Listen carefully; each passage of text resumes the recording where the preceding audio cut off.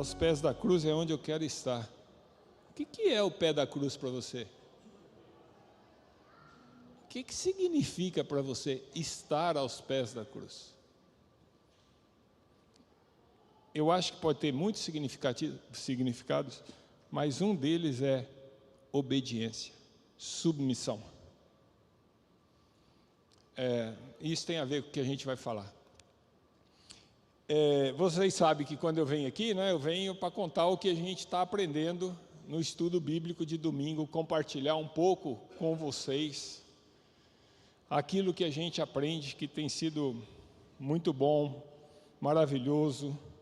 Você já sabe que a gente está no estudo de Lucas, nos reunimos nos domingos pela manhã, você é nosso convidado, e nós estamos, hoje acabamos o capítulo 16, é sobre ele que eu vou falar hoje. Uma das características do nosso estudo é que a gente conduz o estudo, tem sido normalmente em um livro da Bíblia, capítulo a capítulo, verso a verso, e isso não nos permite escolher o que a gente quer discutir. É conforme as coisas vêm na Bíblia. E às vezes vem coisa que é agradável, às vezes vem coisa que a gente se acha muito longe daquilo, às vezes vem coisa que é fácil de entender, às vezes vem coisa muito difícil de entender. Então, num estudo, vamos chamar assim, expositivo, como a gente faz, de um livro, nós não temos escolha. Nós vamos estudando aquilo que está no livro, na sequência do livro, e Deus tem nos ensinado muito, mesmo em textos bastante conhecidos ou em textos difíceis. E hoje a gente vai conversar sobre esse capítulo que a gente completou no estudo de hoje de manhã, que é o capítulo de Lucas 16. A última vez que eu estive aqui eu falei sobre Lucas 15, agora a gente vai dar uma visão geral sobre Lucas 16. Para os estudiosos da Bíblia, esse é um dos capítulos mais difíceis que está no Evangelho de Lucas. Neste capítulo, Jesus fala sobre mordomia, ou Lucas relata Jesus falando sobre mordomia, sobre o céu, sobre o inferno, fala sobre a imutabilidade das Escrituras e de seu papel crucial no processo da salvação. Fala sobre a vida, fala sobre a morte, fala sobre o pós-morte. Mas eu vou compartilhar o que a gente aprendeu que assim, é o ponto-chave do capítulo. É sobre isso que nós vamos falar. O assunto, às vezes, alguns têm um pouco de repulsa ao assunto, mas, como eu falei, é conforme Deus vai ensinando. Certo? Então, o que eu vou compartilhar desse capítulo é basicamente 2 pontos. Como devemos aplicar os recursos que Deus nos dá? E sobre o fato de que a forma com que a gente aplica os recursos que Deus nos dá, fala da nossa conversão e fala da nossa maturidade no caminhar com Cristo. Então, antes da gente começar, vamos orar? Pai de amor, de infinita bondade e misericórdia, nós queremos agora, Senhor, que o Senhor nos fale através do seu Espírito Santo e pelo poder da tua palavra. Que seja o Senhor quem fale, que os nossos corações estejam preparados, que a nossa mente esteja ligada em ti, que a gente possa ouvir o que o Senhor quer para cada um de nós. Apesar das minhas imperfeições, dos meus erros, da falta de prática daquilo que o Senhor tem nos ensinado, perdoa-me nisso e usa-me segundo o teu propósito. Em nome de Jesus. Amém. Então, nós vamos ler Lucas 16, de 9 a 15, só para servir de base para nós, não vamos ler o capítulo inteiro. E Acho que está na tela aí, me acompanhe, se você tem tua Bíblia, e dá para acompanhar no telão. Verso 9, Jesus falando: por isso eu lhes digo, usem a riqueza deste mundo ímpio para ganhar amigos, de forma que quando ela acabar, estes os recebam nas moradas eternas. Quem é fiel no pouco, também é fiel no muito. Quem é desonesto no pouco, também é desonesto no muito. Assim, se vocês não forem dignos de confiança em lidar com as riquezas desse mundo ímpio, quem lhes confiará as verdadeiras riquezas? E se vocês não forem dignos de confiança em relação ao que é dos outros, quem lhes dará o que é de vocês? Nenhum servo pode servir a dois senhores, pois odiará um e amará o outro, ou se dedicará a um e desprezará o outro. Vocês não podem servir a Deus e ao dinheiro. Os fariseus, que amavam o dinheiro, ouviam tudo isso e zombavam de Jesus. Ele lhes disse: vocês são os que justificam a si mesmos aos olhos dos homens, mas Deus conhece o coração de vocês. Aquilo que tem muito valor entre os homens é detestável aos olhos de Deus. Esses versos não estão exatamente no meio, mas eles são ligações que aparecem quase no meio do capítulo. Ele faz a ligação entre duas parábolas que estão aí nesse capítulo. A primeira é a parábola do administrador infiel.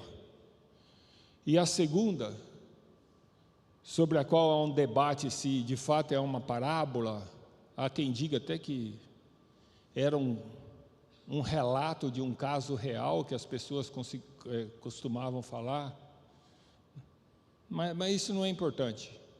A segunda é a parábola do rico e do mendigo chamado Lázaro. E eu digo que discutir se é uma parábola ou não é importante, porque a conclusão vai ser a mesma, o ensino vai ser a mesma.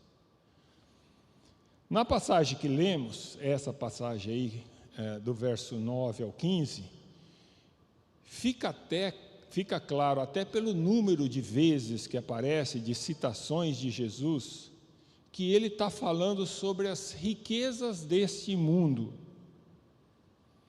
E ele se refere como mundo iníquo. E está falando sobre como é que a gente trata isso, como é que a gente lida com elas, como é que a gente usa elas.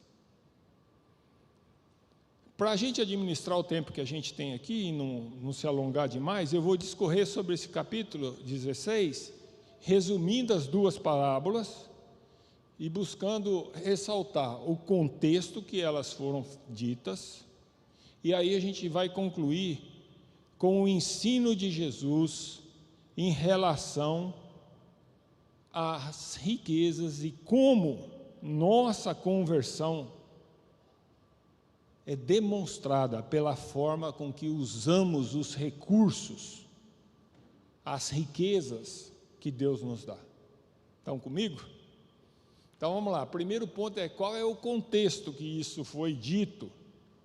Eu já falei da outra vez que estive aqui, que Jesus estava indo ao caminho de Jerusalém, sabendo que ele seria traído, seria morto, mas ia decidido a cumprir a vontade de Deus, do seu Pai. Nesse caminho ele passava por cidades, aldeias, sempre ensinando o reino de Deus.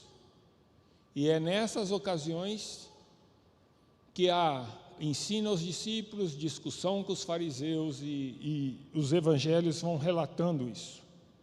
No capítulo 15, se vocês lembrarem a última vez que eu estava aqui, vim aqui à frente, Jesus é criticado pelos fariseus e pelos mestres da lei, porque ele acolhia os pecadores.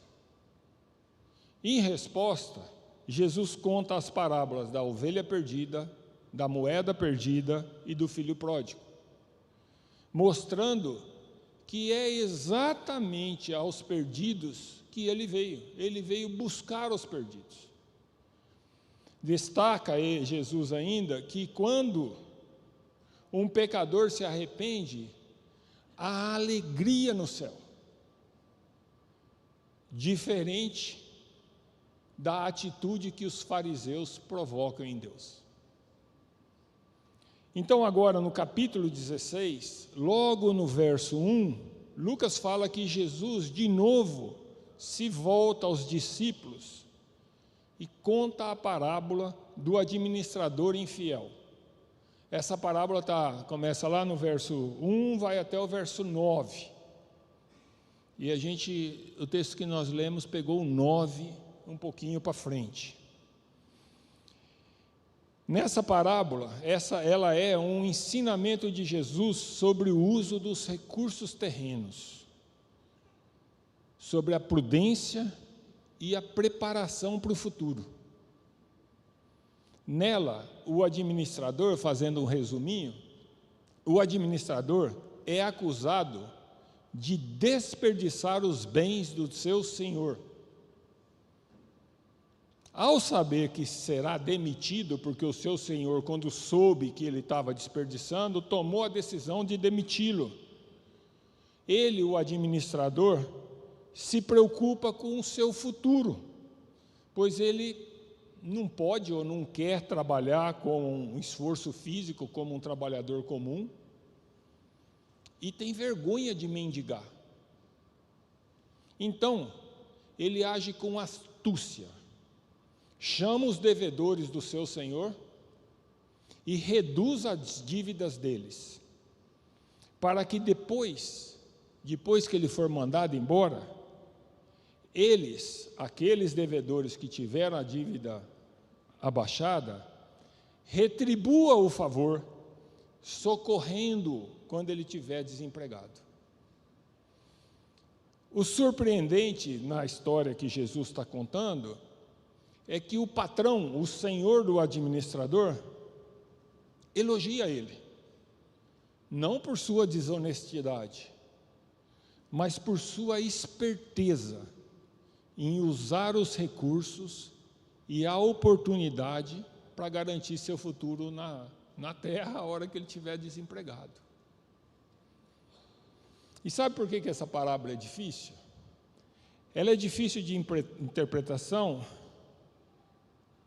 pois o administrador infiel é elogiado pelo patrão, o que não era de se esperar, e logo depois Jesus, ainda em Lucas 8, antes de entrar no texto que nós lemos, Jesus faz um comentário: os filhos deste mundo são mais astutos no trato entre si do que os filhos da luz.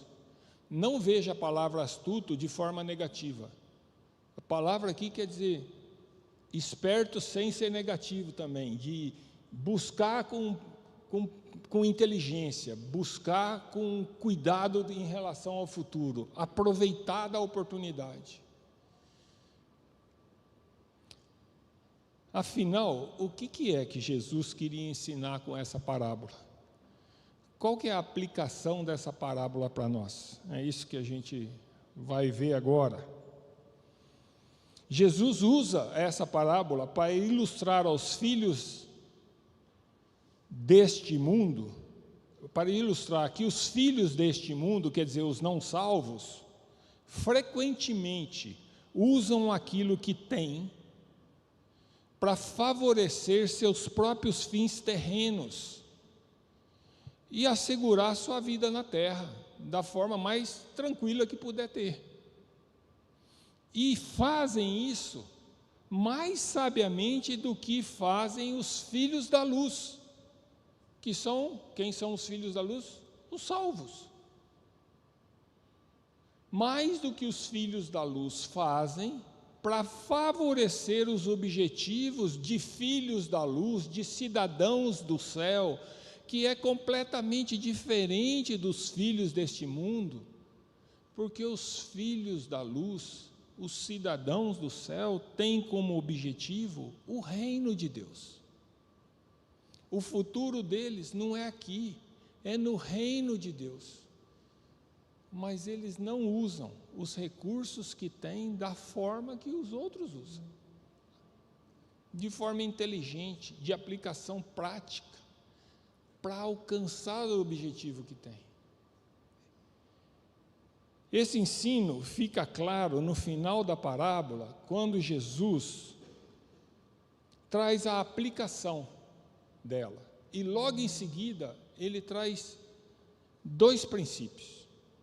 Então vamos ver primeiro a aplicação que Jesus dá. A aplicação aqui quer dizer, como é que eu ponho em prática aquilo que está sendo ensinado? E depois nós vamos ver 2 princípios que valem para guiar a forma com que a gente lida com as riquezas. Então, a aplicação, verso 9. Por isso eu lhes digo, usem a riqueza deste mundo ímpio para ganhar amigos, de forma que, quando ela acabar, estes os recebam nas moradas eternas.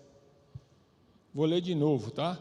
Por isso eu lhes digo, usem as riquezas deste mundo ímpio. Riquezas deste mundo ímpio significa os recursos que nós temos,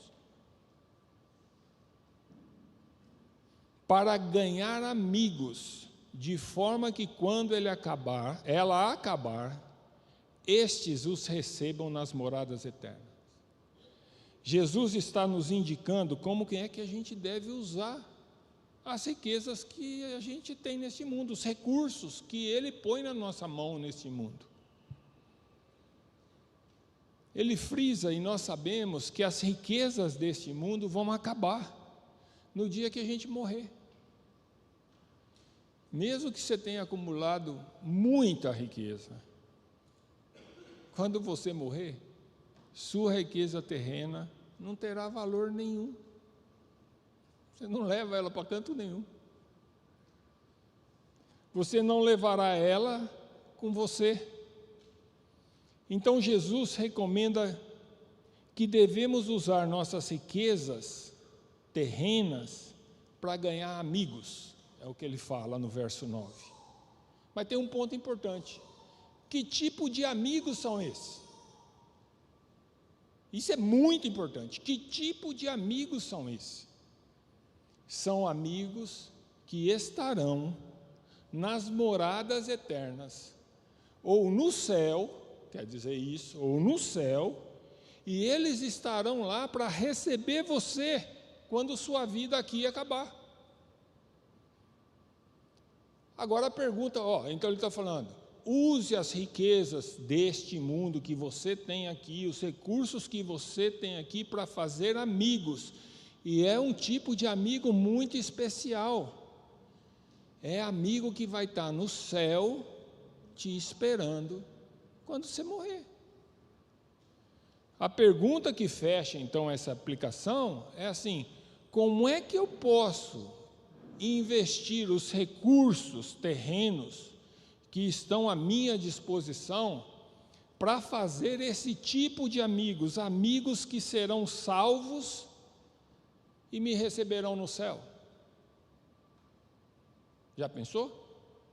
Eu acho que deve ter, talvez a gente ache mais, mas tem 2 maneiras muito claras e bíblicas.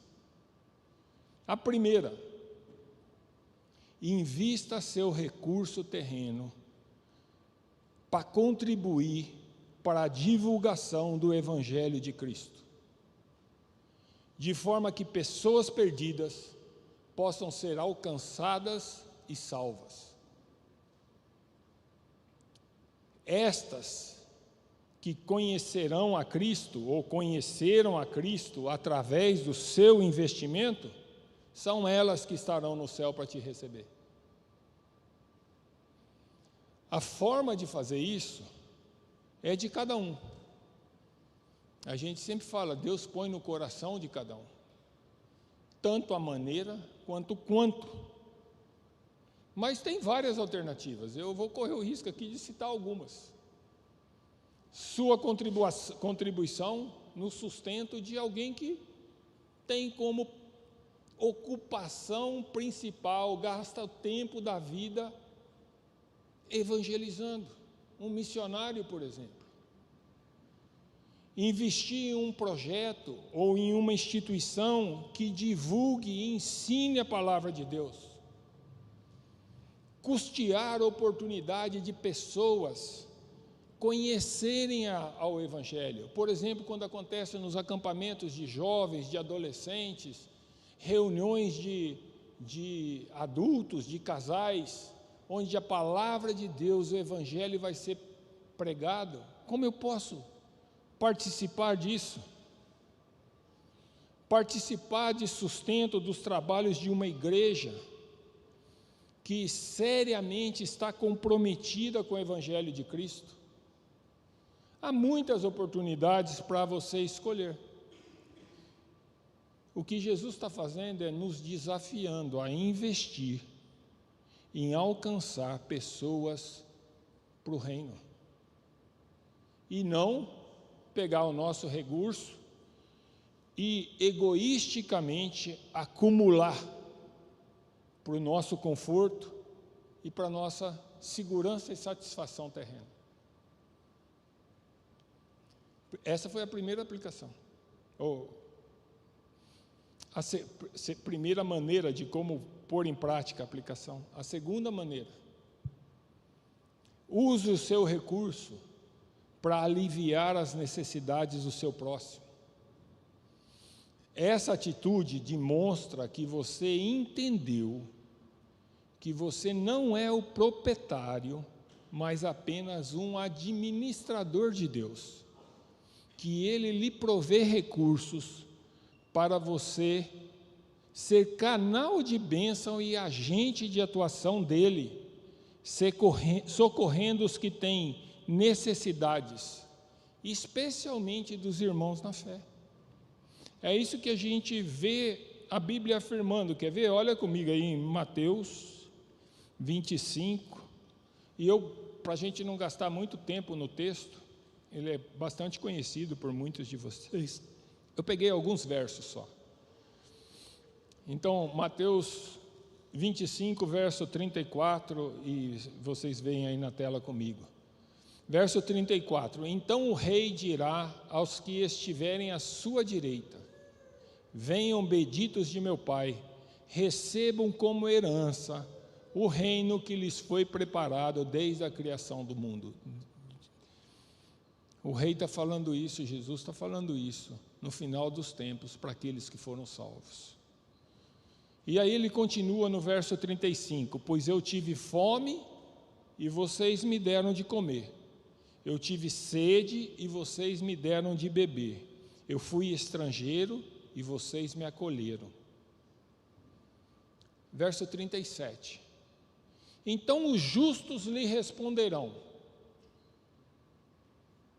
Senhor, quando te vimos com fome e te demos de comer? Ou com sede e te demos de beber? E o verso 40, o rei responderá, digo-lhes a verdade, o que vocês fizeram a alguns dos meus menores irmãos, a mim o fizeram. O apóstolo Paulo em Gálatas 6:10 fala a mesma coisa, de uma forma diferente. Portanto, enquanto temos oportunidade, façamos o bem a todos, especialmente aos da família da fé.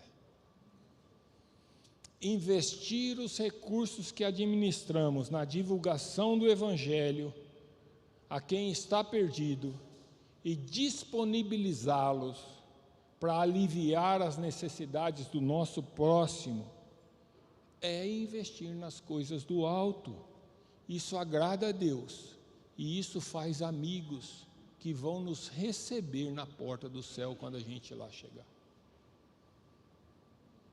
Eu falei que além dessa aplicação, tinha 2 princípios na sequência do que a gente leu. Verso 10 e 11, vai falar do princípio da fidelidade. Aquele administrador estava sendo demitido porque ele era infiel, ele não era fiel. E Jesus está aqui ressaltando esse princípio da fidelidade. Quem é fiel no pouco, também é fiel no muito. Quem é desonesto no pouco, também é desonesto no muito. Assim, se vocês não forem dignos de confiança em lidar com as riquezas deste mundo ímpio, quem lhes confiará as verdadeiras riquezas? Sabe quando a gente ora, quando a gente canta, quando a gente clama ao Senhor, me abençoe, derrame sobre mim o teu Espírito. Como é que você está administrando os recursos que Ele pôs na tua mão? Aqui está dizendo o seguinte: se você não é fiel, digno de confiança, na administração como um mordomo, dos recursos que Ele pôs na sua mão, recursos deste mundo, quem lhes confiará as verdadeiras riquezas? O princípio que Deus espera é que a gente seja fiel na administração daquilo que Ele coloca em nossas mãos. E quem é fiel, será fiel tanto no muito, quanto no pouco. A fidelidade no trato daquilo que Deus coloca nas nossas mãos, independe da quantidade, depende sim do nosso interior, de quem é que a gente tem como Senhor da nossa vida. Depende de quem obedecemos, a quem queremos agradar. Será que isso ajuda a responder a perguntinha que eu fiz lá, quando a gente canta, aos pés da cruz eu quero estar? Pode significar, eu quero estar fazendo aquilo que o Senhor quer que eu faça como um mordomo fiel. Por isso é que Jesus faz essa pergunta: se você não é digno de confiança em lidar com as riquezas deste mundo, que não são suas, que são transitórias, como você estará apto para ser colocado como administrador de riquezas verdadeiras e duradouras? E eu, até pelo que eu acabei de falar, creio que as riquezas espirituais exemplificam o que Jesus está chamando de riquezas verdadeiras. A pergunta de Jesus, ela é retórica, no sentido de que a resposta já está implícita. Se você não é digno de confiança com lidar com riquezas terrenas, Deus não lhe confiará riquezas verdadeiras, ou as verdadeiras riquezas. Então, como você está lidando com as riquezas terrenas? Como você está lidando com os recursos que Deus lhe dá? Com que objetivo? Para quê? Esse foi o princípio da fidelidade. O segundo princípio é da exclusividade do senhorio. Está no verso 13. Nenhum servo pode servir a 2 senhores, pois odiará a um e amará a outro, ou se dedicará a um e desprezará a outro. Vocês não podem servir a Deus e ao dinheiro. A interpretação desse verso é muito simples e direta. Você só é servo de um Senhor. Não tem jeito, não tenta que vai dar errado. Só de um. Jesus novamente coloca o amor para com as riquezas desse mundo em oposição ao senhorio de Deus. E Jesus faz isso muitas vezes. Não é só essa vez que aparece na Bíblia. Ou você serve a Deus, ou você serve ao dinheiro. A forma como você lida com as riquezas desse mundo indica a quem você está servindo. Eu vou repetir. A forma com que você lida com as riquezas desse mundo indica a que Senhor você está servindo. Se servimos a Deus, devemos lidar com as riquezas deste mundo, lidar com dinheiro, com todos os recursos que a gente tem acesso, da forma que Deus quer. Como é que Deus quer?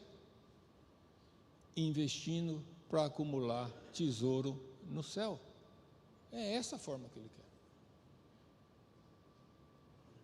A forma como você lida com a riqueza desse mundo mostra que Deus é o seu Senhor verdadeiramente. Quando Jesus contou essa história, lá onde ele estava, tinha muita gente acompanhando ele. Tinha os discípulos, e os discípulos não eram só os 12, né? Quando usa essa palavra discípulo, são aqueles que estão seguindo com ele, tendo Jesus, talvez ainda não como Messias, mas como um mestre, um rabi, quer aprender com ele. Então tinha muita gente assim, na multidão que acompanhava ele, mas tinha os fariseus. No capítulo 15, nós falamos da postura dos fariseus. E os fariseus continuam no meio dessas pessoas, observando. Eles ouviam os ensinos de Jesus. Agora, quando Jesus falou sobre dinheiro, qual foi a reação dele? Eles zombaram de Jesus. O verso 14 do capítulo 16, que a gente leu, deixa claro porque eles desprezavam esse ensino e debocharam de Jesus. O verso 14 diz, porque eles amavam ao dinheiro. Lucas está deixando claro aqui que os fariseus, que na aparência eram zelosos em cumprir os mandamentos da lei, internamente eles amavam ao dinheiro. Então, de acordo com aqueles dois princípios que nós falamos, o princípio 2, que vimos há pouco, vocês não podem servir a Deus e ao dinheiro, eles não amavam a Deus, pois eles amavam ao dinheiro. E Jesus diz que não é possível amar dois senhores. Jesus, no verso 15, diz então aos fariseus, ou dos fariseus, né? Diz aos fariseus, verso 15, eu acho que está aí na tela. Vocês são que se justificam a si mesmo aos olhos dos homens. Quer dizer, tem uma postura que vai provocar nos outros a aprovação. Mas Deus conhece o coração de vocês. Ele sabe que aquilo é só de fora, não é de dentro. Aquilo que tem muito valor entre os homens é detestável aos olhos de Deus. Jesus conhecia o coração deles, sabia o que realmente tinha valor para eles. E deixa claro que a prioridade deles era definida pelo amor ao dinheiro. Eles buscavam satisfazer seu egoísmo e confiavam na sua autoaprovação, na religiosidade que tinham. E isso, Jesus está falando, é detestável para Deus. Tem dois textos aí, tem vários na Bíblia, mas eu peguei dois, que mostram o que é que Jesus, do que Deus te agrada. Salmos 51, 17. Os sacrifícios que lhe agradam a Deus são um espírito quebrantado, um coração quebrantado e contrito. Ó Deus, não desprezarás. É o que a gente cantou. Eu sou eternamente devedor a Deus, a Jesus. Se aquilo de fato está aqui dentro, é esse espírito que Deus quer. Hebreus 13, 15 e 16. Por meio de Jesus, portanto, ofereçamos continuamente a Deus um sacrifício de louvor, que é fruto de lábios que confessam o seu nome. E é interessante que logo na sequência vem assim: não se esqueçam de fazer o bem e de repartir com os outros o que vocês têm, pois tais sacrifícios Deus se agrada. Como eu disse, tem outra parábola, vou chamar aqui de parábola, na sequência desse capítulo. E é logo depois que Jesus dá esse puxão de orelha, tem esse confronto com os fariseus, nos versos que a gente acabou de ler. E Jesus conta a parábola do rico e do mendigo. Rapidamente um resumo para vocês. Um homem muito rico, que vivia com muito luxo, e em festa todos os dias, enquanto um mendigo, que se chamava Lázaro, ficava à sua porta, coberto de feridas, e desejando apenas as migalhas que caíam da mesa do rico. Com o tempo, ambos morreram. Lázaro é levado pelos anjos para o paraíso, ao lado de Abraão, quer dizer, para o céu. Enquanto o rico vai para o inferno, lugar de contínuo sofrimento e tormento. A história contada por Jesus usa essa expressão: sofrimento e tormento.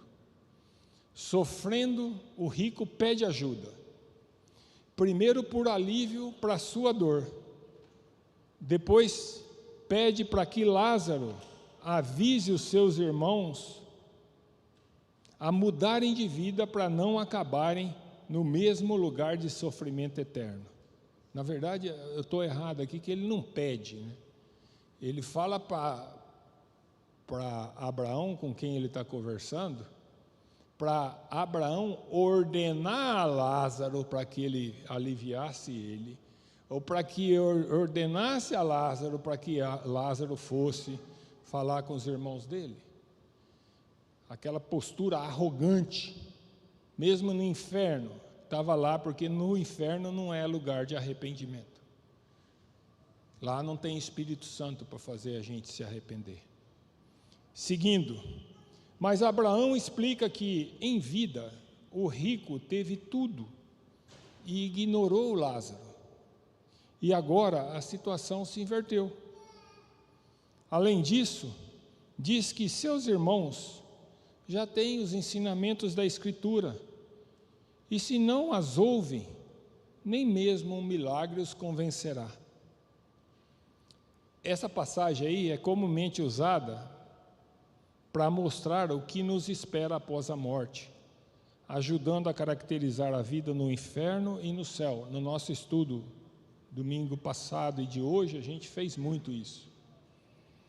Ela põe luz no sofrimento e tormento eterno, reservado para aqueles que não esperam em Deus, não depositaram a sua confiança no Evangelho de Jesus Cristo.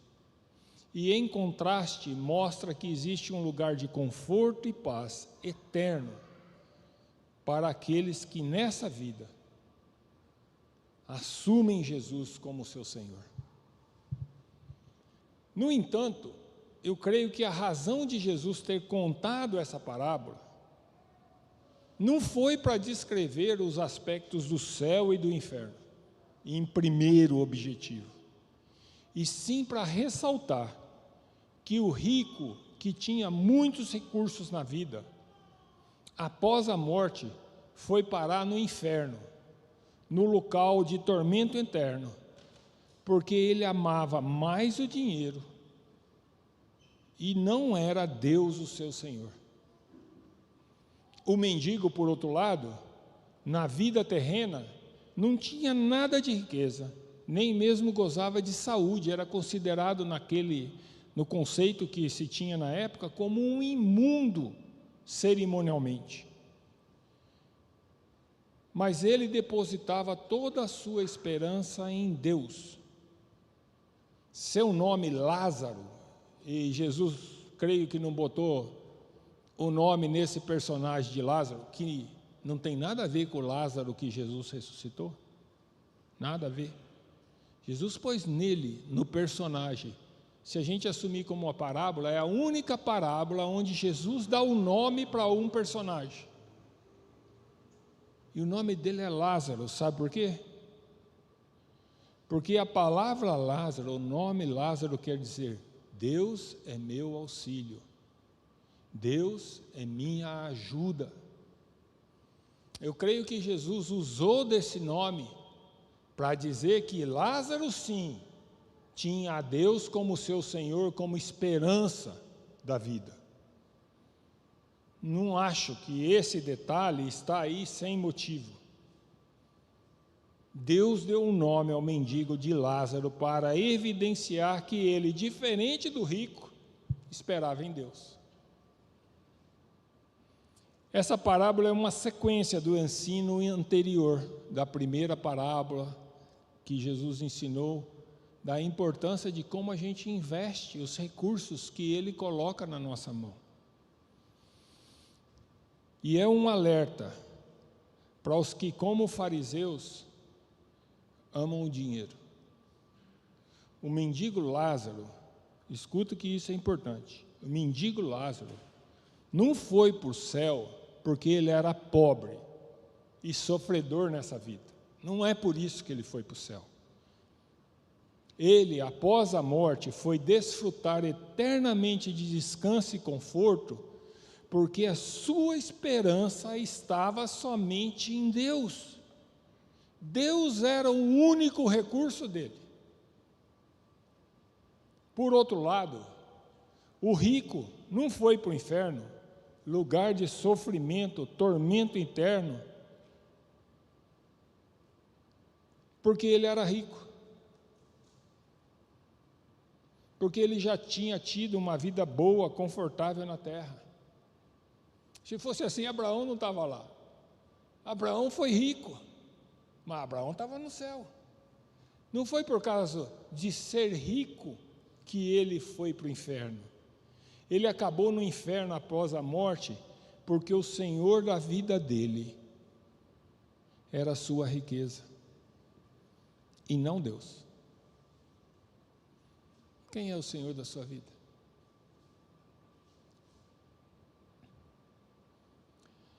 Há um outro ponto que vale a pena a gente considerar. O texto mostra que, ao contrário da crença comum da época, de que a riqueza indicava a aprovação divina, hoje tem umas teorias aí também que são mais ou menos nessa direção, né? Jesus ensina que isso não é verdade. O rico, cujo senhor de sua vida é a riqueza, é condenado, enquanto o mendigo, mesmo sofrendo e sendo desprezado, é acolhido por Deus por confiar nele. Essa parábola é também uma lição clara de que a fé salvadora é acompanhada de boas obras. Eu estou chamando aqui de fé salvadora para falar assim, a fé verdadeira, porque às vezes a gente confessa, ou a gente fala que tem fé, a gente fala que crê em Jesus, a gente fala que crê em Deus, mas isso não é a fé salvadora. Não basta crer em Jesus nesse sentido da boca para fora, ou porque emocionalmente lá num culto que foi muito legal, que teve um apelo ótimo, que você levantou a mão e veio aqui para frente. Sem mudança de vida, sem resultado do arrependimento, sem obediência a Jesus, não é fé verdadeira. Na verdade, se não houver frutos de arrependimento, ou se não andarmos nas boas obras que foram preparadas para aqueles que são salvos, conforme ensina Efésios 2, significa que de fato não aconteceu a verdadeira conversão. Quer ver? Vamos olhar para a pregação de João Batista, que está no mesmo Evangelho de Lucas 3, e eu vou ler aí o verso 8 a 11, acompanha comigo aí. João Batista, que estava chamando o povo ao arrependimento, preparando o caminho para Jesus, ele fala assim: deem frutos que mostrem o arrependimento, e não comecem a dizer a si mesmo: Abraão é nosso pai, pois eu lhes digo que dessa pedra Deus pode fazer surgir filhos de Abraão. O que está dizendo aqui assim? O fato de você ter nascido judeu, e porque você era filho de Abraão, ou porque você é da religião X, ou da religião Y, ou frequenta a igreja A ou a igreja B, não resolve nada. Tanto é que na parábola do rico e do mendigo, o rico do inferno se refere sempre a Abraão, pai Abraão. Ele estava fundado, alicerçado, de que ele tinha algo diferente, porque ele era filho de Abraão, um judeu filho de Abraão. Sinto muito, acabou no inferno da mesma forma. João Batista prossegue: o machado está posto à raiz das árvores. Quer dizer, o julgamento está aí, vai chegar. E toda árvore que não der bom fruto será cortada e lançada ao fogo. O que devemos fazer então? Perguntou a multidão, ou perguntavam as multidões quando João pregava isso. O que João respondeu? Quem tem 2 túnicas, reparta-as com quem não tem nenhuma. E quem tem comida, faça o mesmo. João estava pregando uma conversão verdadeira. Pregava o arrependimento que gera salvação. A fé salvadora gera frutos de arrependimento. Significa mudança de vida, paixão em obedecer a Deus e compaixão pelos perdidos e necessitados. Quando a próxima vez você cantar aos pés da cruz eu quero estar, lembra disso. Lembra disso. O que Jesus quer de quem está ao pé da cruz é que você entenda a vontade dele, o que lhe agrada, e seja fiel em obedecer e fazer aquilo.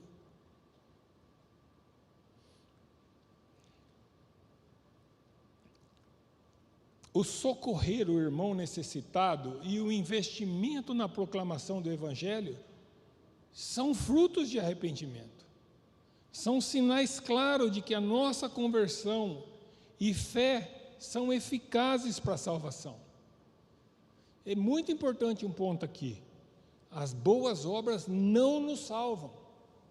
Não é porque eu socorro o mendigo, não é porque eu reparti o que eu tenho, que eu vou ser salvo. Não vai por esse caminho que é fria. Depois, quando chegar lá, não vai falar: mas o Paulo ensinou diferente. Não é isso que eu estou querendo dizer. Mas as boas obras, e entenda aqui como boas obras, não se limita apenas a repartir e administrar bem as riquezas que a gente tem. Significa você apoiar o irmão com a sua oração. Tem várias outras formas do que é as boas obras. Mas os 2 que nós estamos usando aqui são sinais e exemplos das boas obras. Elas mostram se a nossa fé em Cristo de fato é fé salvadora, se nossa conversão foi verdadeira, mostra se nós estamos de fato sendo transformados, porque como diz o texto em Efésio, nós somos salvos pela fé, mas as boas obras foram dadas para que a gente ande nelas, a gente os salvos. Você quer saber se você realmente foi salvo? Você já fez essa pergunta? Eu já, muitas vezes. Senhor Jesus, será que a minha fé é a fé que assegura? Não sei se você já fez, mas eu acho que é normal, de vez em quando a gente tem essa dúvida. Você quer saber se você realmente foi salvo? Não é porque você lembra o dia que você aceitou Jesus, aceitei Jesus, levantei a mão. Não é porque você foi batizado, não é porque você fala que crê em Jesus. Você saberá se aceitou o Evangelho e se tem salvação eterna, se a sua fé em Cristo provocou conversão, se está provocando mudança na sua vida, que resulte em realização de boas obras, que resulte na produção de frutos de arrependimento. Se você verdadeiramente busca aprender e obedecer à vontade de Deus, se você é igual ao que você era antes, põe uma dúvida séria nisso. Você não vai ser perfeito, mas a sua vida tem que estar sendo transformada. Você vai estar caminhando mais e mais de acordo com a vontade de Deus e fazendo as boas obras que Deus quer da gente, obedecendo aquilo que Jesus nos ensinou. A vida do rico em luxo e em festas constantes, como diz o texto, e o seu desprezo pelo miserável e imundo mendigo Lázaro, evidenciavam a falta de frutos de arrependimento e uma crença apenas de aparência no Deus de Abraão. Eu vou terminar com a mensagem de Tiago sobre a fé verdadeira, sobre a fé salvadora. Todo mundo, ou a grande maioria de nós, às vezes eu faço como Lucas, né? Lucas muitas vezes fala todos, e todos não é todos, quer dizer a maioria. A maioria de nós conhece bem esse texto, porque fala sobre a fé e as obras. Então eu vou ler do 14 ao 18, está aí na tela, ó. De que adianta, meus irmãos, alguém dizer que tem fé, se não tem obras? Leia assim, ó. De que adianta, meus irmãos, alguém declarar que tem fé, se não tem obras? Acaso a fé, ou aqui, para a gente entender melhor, acaso essa declaração de fé pode salvá-lo? Se um irmão ou irmã estiver necessitando de roupas e do alimento de cada dia, e um de vocês lhe disser, vá em paz, aqueça-se e alimente-se até satisfazer-se, sem porém lhe dar nada, de que adianta isso?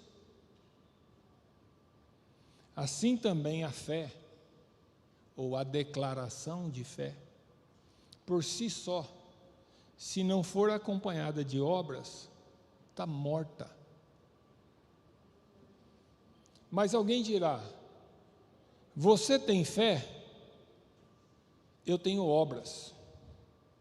Mostre-me a tua fé, a sua fé sem obras, e eu lhe mostrarei a minha fé pelas obras.